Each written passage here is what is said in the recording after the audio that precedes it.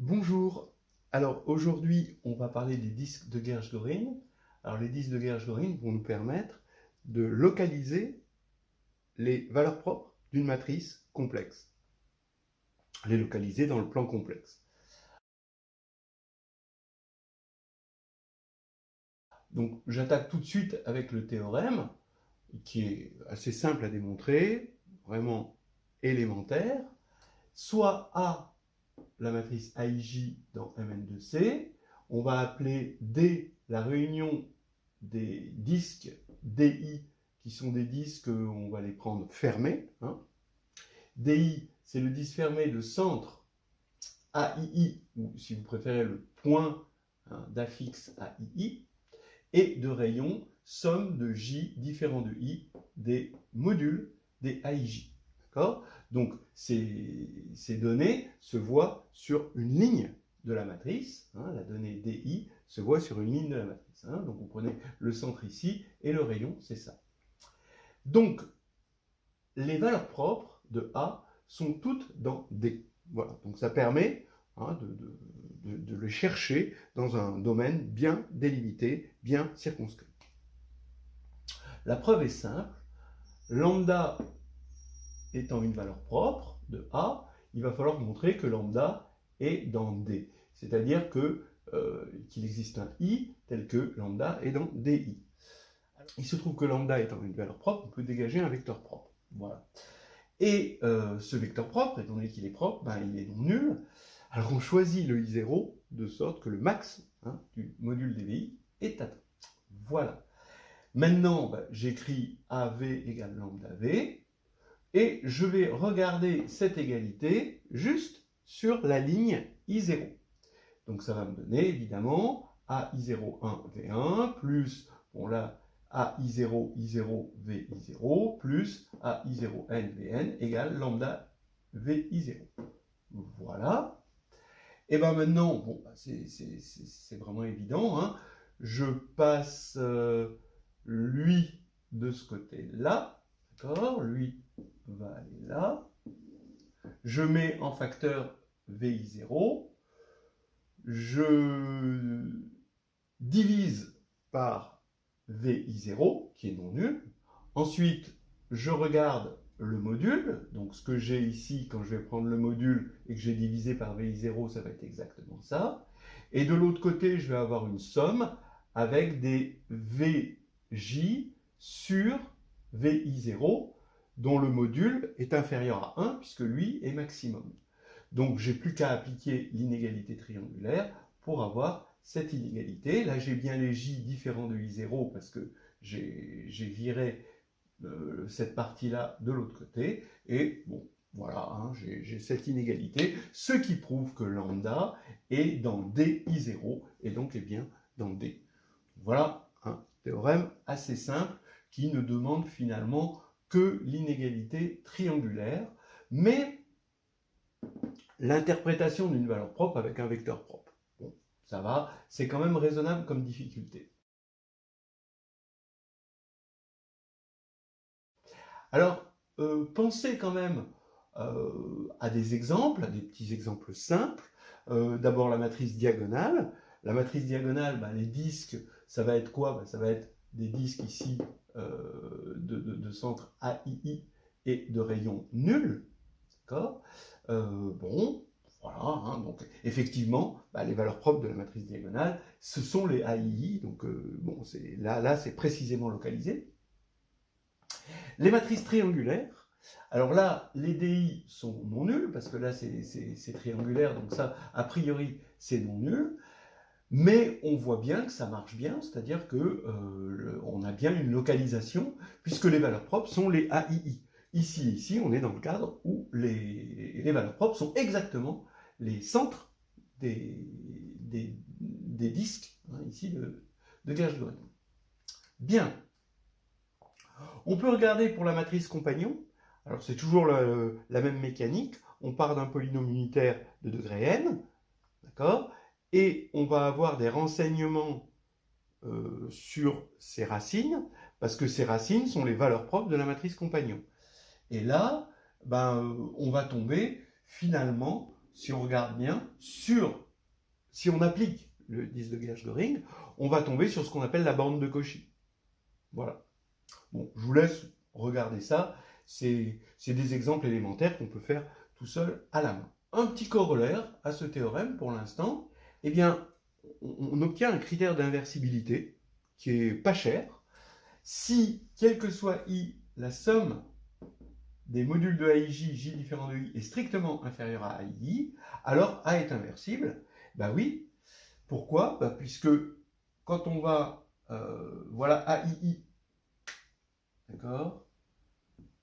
Et pour tout I, vous voyez que le rayon ici du disque de Gersh-Göring, qui est là, est strictement inférieur à AII. Donc ça veut dire que 0 est à l'extérieur du disque pour tous les disques, donc 0 n'est pas valeur propre. Et 0 n'étant pas valeur propre, ben ça veut dire que A est inversible. Voilà, c'est simple comme bonjour.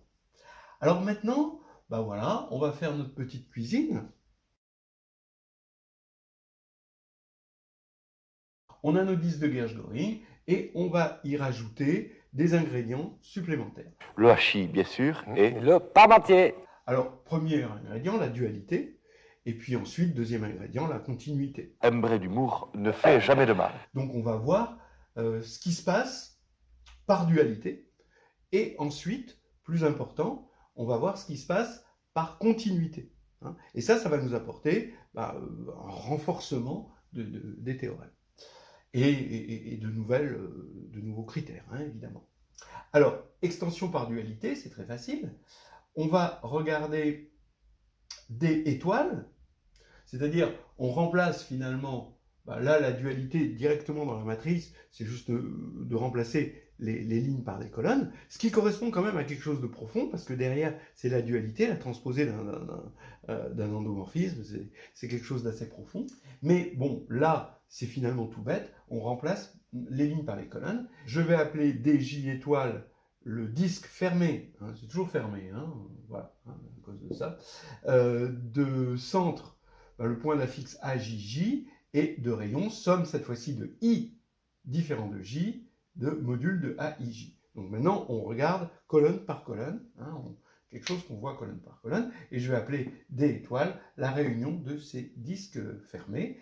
Eh bien, le spectre de A, il se trouve qu'il est égal au spectre de A transposé, ça c'est bien connu, mais le spectre de A transposé, ces disques de Gersh-Göring, c'est exactement ce disque-là. Donc ça veut dire que spectre de A est inclus dans D étoile.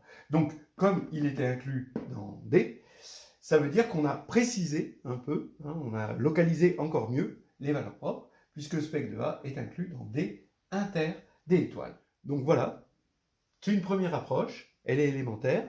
Maintenant, on va passer à un niveau au-dessus en mettant de la continuité dans la machine. Alors, ça y est, on va attaquer donc la version topologique des disques de Gersh-Göring.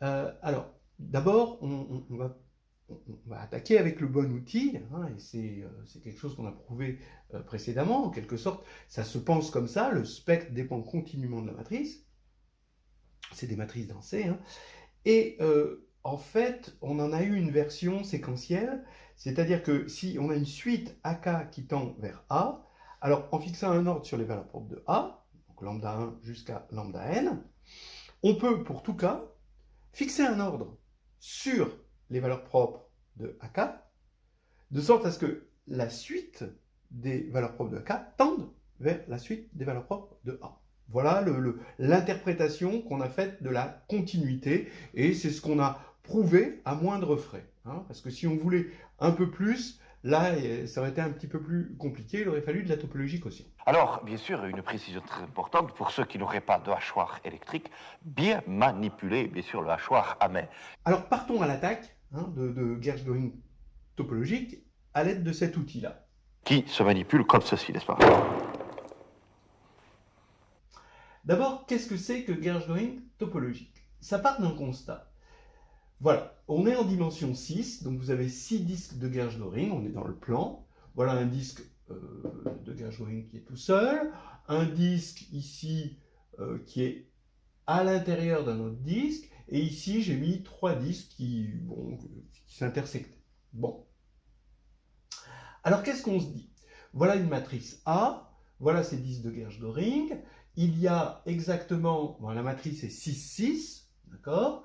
Il y a exactement 6 valeurs propres avec multiplicité pour A, et exactement 6 disques de Gersh-Göring, donc si la vie est bien partagée, il y a une valeur propre par 10 de Gersh-Göring. Donc on va trouver une valeur propre là-dedans, une valeur propre là-dedans, une là-dedans, une là-dedans, une là-dedans, une là-dedans. Bon, ça marche pour les matrices diagonales et les matrices triangulaires, ça on l'a vu. Mais maintenant, est-ce que ça marche en général? Eh bien, il se trouve que non. On va prendre ce petit exemple en 2, 2. Vous prenez 0, 1, 6, 1. Je vous laisse vous convaincre que les valeurs propres, c'est lambda égale moins 2, 3. Et les disques de Gersh-Göring, vous avez un disque de centre, point d'affixe 0 et de rayon 6, un point d'affixe 1 et de rayon 1. Donc voilà le grand disque de centre 0 et de rayon 6. Voilà son centre ici. Et l'autre qui est de centre 1 ici et de rayon 1. Eh bien, pas de chance, d'accord? Vous allez avoir vos valeurs propres que j'ai mises en rouge ici et ici. Eh bien, les deux sont dans celui-ci, mais ne sont pas dans celui-là, d'accord? Donc, il n'y a pas une valeur propre dans chaque disque. Voilà, c'est comme ça, il faut en faire le deuil. Donc, qu'est-ce qui se passe? En fait, la vérité est topologique, c'est-à-dire qu'il va y avoir deux valeurs propres là-dedans, une valeur propre là-dedans et trois valeurs propres là-dedans, sans qu'on puisse dire où sont les valeurs propres exactement, mais globalement, il va y avoir le bon nombre de valeurs propres, mais dans chaque composante connexe. Il faut changer dans l'idée qu'on se fait du placement des valeurs propres, la notion de disque de Gersh-Göring en la notion de composante connexe de disque de Gersh-Göring. Soit A, une matrice de Mn de C, D, la réunion pour J égale 1 à K de Cj, donc ça c'est la réunion disjointe, hein, la décomposition en composantes connexes de D, donc ici vous voyez que vous avez 3 composantes connexes, hein, K égale 3. Pour tout J, J de 1 à K, donc ici pour les 3 là, soit Nj le nombre de disques dj dans Cj. Donc ici, si on les appelle 1, 2 et 3, vous avez N1 égale 2, N2 égale 3, N3 égale 1. Alors, il y a exactement Nj valeurs propres de A dans Cj. Voilà, donc il va y avoir 2 valeurs propres là-dedans, 3 valeurs propres là-dedans et une valeur propre là-dedans. Voilà. Alors, allons-y. Je vais dire que A possède la propriété P s'il y a justement exactement Nj valeurs propres de A dans Cj. Et donc voici la preuve. Alors, donc vous pouvez la trouver dans le carnet de voyage en algébrie 1.3.43. Alors regardez, je vais juste vous donner l'idée déjà dans un premier temps qui est lumineuse. On va regarder A de T, c'est la matrice AIJ de T, telle que AII de T, c'est AII, donc ça ne change pas. Par contre, si J est différent de I, AIJ de T, c'est TAIJ.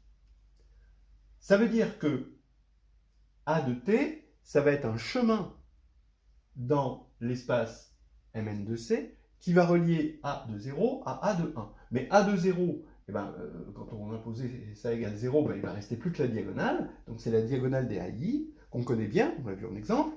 Et A de 1, évidemment, c'est A. D'accord? Donc on relie quelque chose dont on domine bien les valeurs propres vers quelque chose que l'on domine moins. Et on relie continuellement. Voilà, donc vous voyez l'idée. L'idée c'est quoi?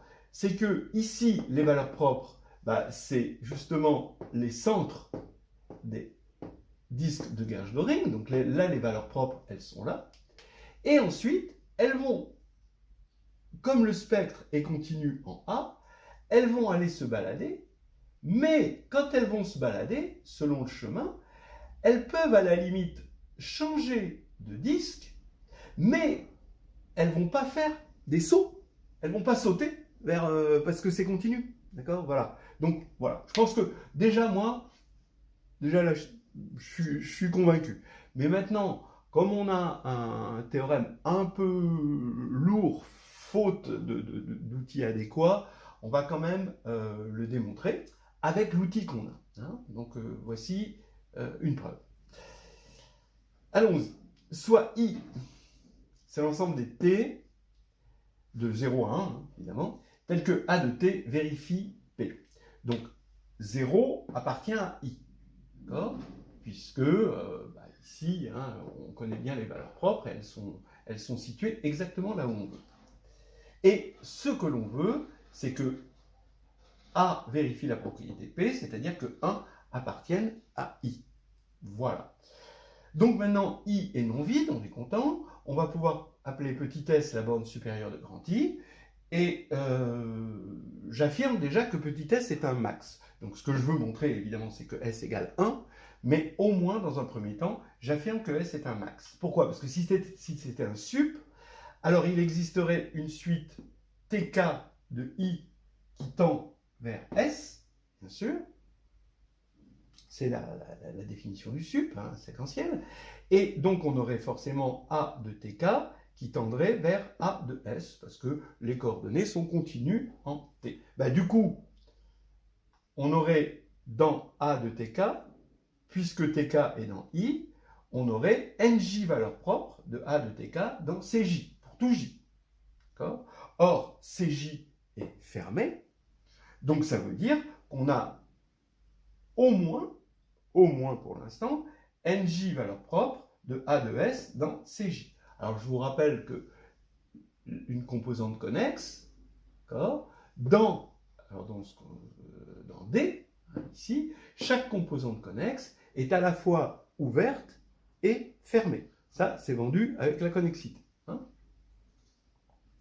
Donc là, on vient de se servir du fait que Cj était fermé, et maintenant, comme il y a au moins nj valeurs propres dans Cj pour tout j, et que la somme des nj, c'est égal à n, c'est-à-dire le nombre total de valeurs propres, et bien vous comprenez qu'il y a exactement nj valeurs propres dans Cj pour tout j. Donc, on a montré que S était dans I, et donc finalement que S est un max. Alors maintenant, montrons que ce max S est égal à 1. Et on suppose par l'absurde que S est strictement plus petit que 1. Ça veut dire qu'on va avoir S plus 1 sur K, alors à condition évidemment que S plus 1 sur K soit inférieur à 1, c'est-à-dire K supérieur à 1 sur 1 moins S. Eh bien ça va être une suite de 0, 1, d'après cette condition, moins I, puisque le max c'est S, qui tend vers S, évidemment. D'accord? Donc, puisque cette suite tend vers S, on a A de S plus 1 sur K tend vers A de S. D'accord? Ça, c'est clair. Maintenant, on va utiliser le fait que Cj est ouvert. Oui, Cj est une composante connexe, donc c'est à la fois ouvert et fermé. Tout à l'heure, on s'est servi du fait que Cj était fermé. Là, maintenant, on va se servir du fait que c'est ouvert. Eh bien, comme Cj est ouvert, ici, pour chaque... on a ordonné hein, les valeurs propres de A de S, d'accord? Et pour chaque rang, ici, on va choisir la valeur propre qui est à ce rang, puisqu'on l'a ordonné, A de S, et on va avoir, puisqu'on a réordonné ici les suites de valeurs propres pour chaque cas, on va avoir une suite hein, de valeurs propres qui va tendre ici vers la valeur propre qui a été choisie de A de S, d'accord? Et vu que la limite est égale à cette valeur propre-là, alors pour tout ouvert, je peux trouver un rang à partir duquel je mets toutes hein, mes valeurs propres choisies ici sont dans l'ouvert. Donc comme Cj est ouvert, à partir d'un certain rang, il va y avoir toutes les valeurs propres dans cet ouvert, donc dans Cj. Voilà. Ce qui veut dire qu'on va pouvoir faire ça sur nj valeurs propres de ça, et on va avoir au moins nj valeurs propres dans Cj. Alors, le même raisonnement que tout à l'heure, va dire comme il y a n valeurs propres en tout, et que la somme des nj, ça fait n, et donc ça va nous faire nj valeurs propres exactement pour la matrice A de S plus 1 sur K, K étant assez grand. Voilà. Et ça c'est absurde puisque, par construction, A de S plus 1 sur K ne vérifie pas la propriété P. Voilà, donc on a démontré ce théorème qui n'est pas si difficile finalement, et si on n'est pas déjà convaincu en lisant Histoire hédoniste de groupes de géométrie et CVA que topologie et réduction font bon ménage, là on finit de l'être. Comme corollaire, regardez un joli critère de diagonalisabilité. Si les disques de Gershgoring sont 2 à 2 disjoints, alors A est diagonalisable. Ben oui, parce que s'ils sont 2 à 2 disjoints, voilà, les composantes connexes, on sait que les valeurs propres vont être ici. On aura donc des valeurs propres 2 à 2 distinctes, et là c'est terminé. On sait que c'est diagonalisable, donc on a un petit critère de diagonalisabilité vite vu, d'accord, on le vérifie tout de suite sur la matrice, et c'est assez immédiat. Évidemment, la réciproque est fausse, mais c'est un petit critère bien sympathique, et qui nous est apporté par la topologie. J'ai beau être matinal, j'ai mal.